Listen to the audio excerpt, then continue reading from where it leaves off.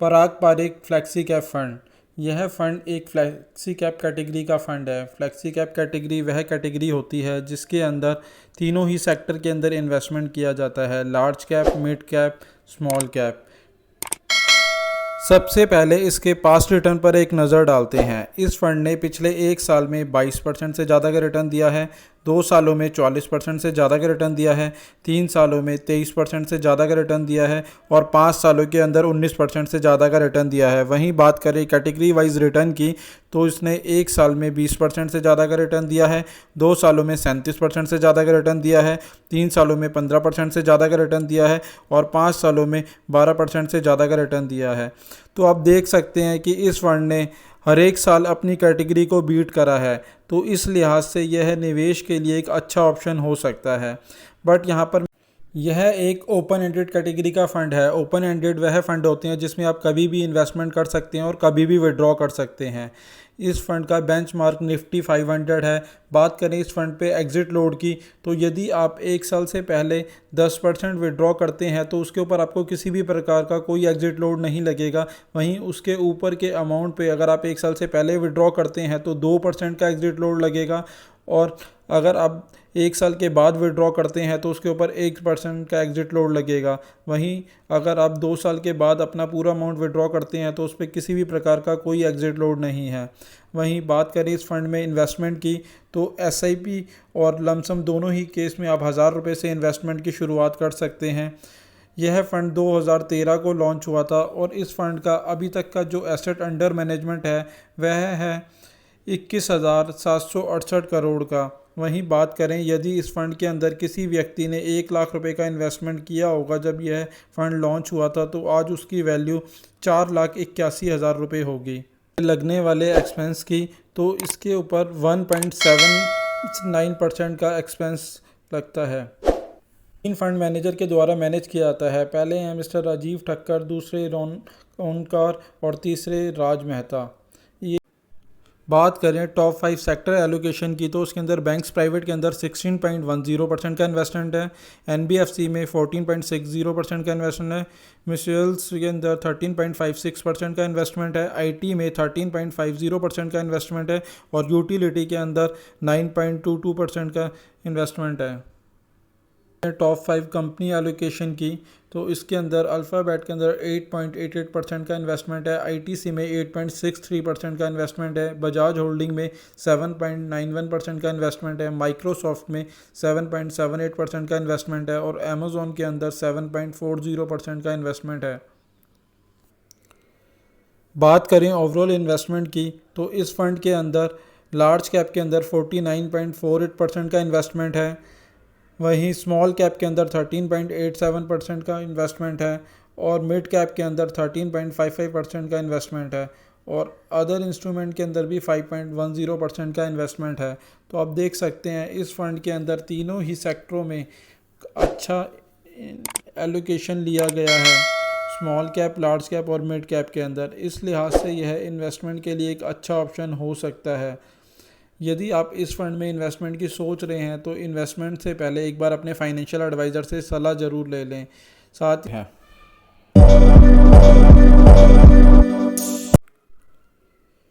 पीजीआईएमएम India flexi cap fund. यह fund एक flexi cap category का फ़ंड है। फ्लेक्सी कैप कैटेगरी वह फ़ंड होती है जहां तीनों ही सेक्टर के अंदर इन्वेस्टमेंट किया जाता है, लार्ज कैप, मिड कैप और स्मॉल कैप के अंदर। सबसे पहले इस फंड के पास्ट रिटर्न पर एक नज़र डालते हैं। इस फंड ने पिछले एक साल में 19% से ज़्यादा का रिटर्न दिया है, 2 सालों में 45% से ज़्यादा का रिटर्न दिया है, 3 सालों में 22% से ज़्यादा का रिटर्न दिया है और 5 सालों में 15% से ज़्यादा का रिटर्न दिया है।